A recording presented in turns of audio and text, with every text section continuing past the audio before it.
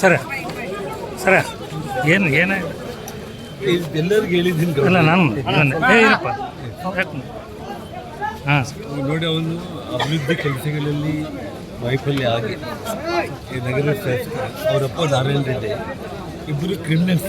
ನಿಮಗೆಲ್ಲ ಗೊತ್ತಿದೆ ಗೌಡ, ಬಳ್ಳಾರಿ ರಾಜಕಾರಣ ಈ ಕ್ರಿಮಿನಲ್ಸ್ ಹೇಗಿದ್ರು ಅಂತ ಅನಾವಶ್ಯಕವಾಗಿ ಅವನು ಸಿಟಿಯಲ್ಲಿ ಡೆವಲಪ್ಮೆಂಟಲ್ಲಿ ಫೇಲ್ಯೂರ್ ಆಗಿಬಿಟ್ಟು ಮನೆ ಮೇಲೆ ಬಂದು ರೌಡಿಗಳನ್ನ ಕಲಿಸಿ ಪೋಸ್ಟರ್ ನೆಪದಲ್ಲಿ ಇಲ್ಲಿರುವಂಥವ್ರೆಲ್ಲರೂ ಹೊಡೆದು ಬಡಿದು ಇಲ್ಲಿ ಶ್ರೀರಾಮುಲವರು ಗೊತ್ತಾಗಿ ಪೊಲೀಸರನ್ನು ಕರೆಸಿ ಶ್ರೀರಾಮುಲು ಬಂದಿದ್ದಾರೆ. ಅರ್ಥ ಆಯ್ತು. ಅವನು ಅನಾವಶ್ಯಕವಾಗಿ ಶ್ರೀರಾಮುಲು ಹೋಗಂತಂದ್ರೂ ಕೂಡ ಅವನು ಹೋಗಲಿಲ್ಲ. ನನ್ನ ಪ್ರಶ್ನೆ ಇಲ್ಲ. ಪೊಲೀಸರು ಕೂಡ ಸುಮ್ಮನೆ ಕೈ ಕಟ್ಕೊಂಡು ಕುಂತಿದ್ರು.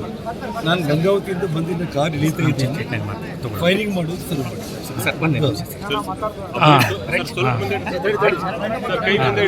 ಬಳ್ಳಾರಿಯಲ್ಲಿ ಬ್ಯಾನರ್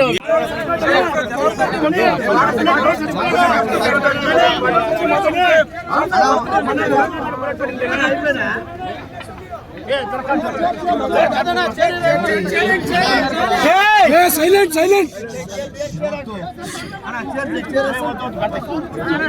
ಬಳ್ಳಾರಿ ಇಡೀ ಬಳ್ಳಾರಿ ನಗರ ಸೈಲೆಂಟ್ ಸೈಲೆಂಟ್ ಇಡೀ ಬಳ್ಳಾರಿ ನಗರ ಇವತ್ತು ಶಾಂತಿಯುತವಾಗಿತ್ತು. 2.5 ವರ್ಷದಿಂದ ನಾವು ಅಧಿಕಾರಕ್ಕೆ ಬಂದ ಮೇಲೆ, ಕಾಂಗ್ರೆಸ್ ಪಾರ್ಟಿ ಅಧಿಕಾರಕ್ಕೆ ಬಂದ ಮೇಲೆ ಶಾಂತಿಯುತವಾಗಿ ನಡೆಸ್ಕೊಂಡು ಬರ್ತಿದ್ದೀವಿ.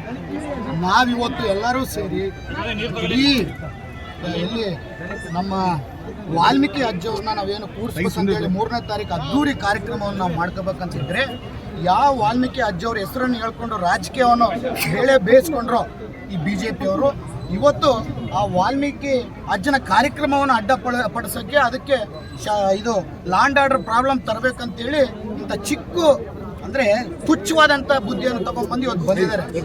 ಇವತ್ತು ಅವರು ವಯಸ್ಸಿದ್ರೆ 60-62 ಇರ್ಬೋದು, ನಮ್ಮದು 35. ರಕ್ತ ಕುದಿತಿರುತ್ತೆ.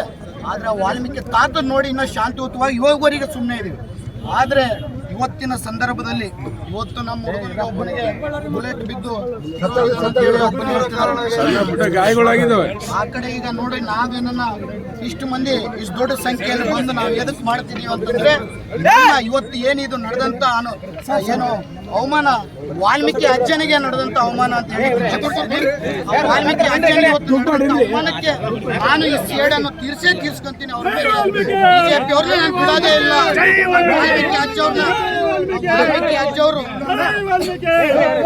ಏನು ಶೂನ್ಯದಿಂದ ವಾಲ್ಮೀಕಿ ಅಜ್ಜವ್ರನ್ನ ಹೆಸರನ್ನು ಹೇಳ್ಕೊಂಡ್ ಬಂದಂತ ಏನು ಅವರು ಲೀಡರ್ಗಳಿದ್ದಾರೆ, BJP ಪಕ್ಷದ ನಾಯಕರು. ಅವ್ರ ಹೆಸರುಗಳು ತಗೊಳಕ್ ಕೂಡ ಅವಶ್ಯಕತೆ ಇಲ್ಲ. ನಾನು ಹೆಸರುಗಳು ತಗೊಂಡು ಬಹಳ ಸರಿ ಯಾವ ರೀತಿಯಲ್ಲಿ ಬೈದಿದ್ದು ನಾವೆಲ್ಲ ನೋಡಿದ್ರಿ.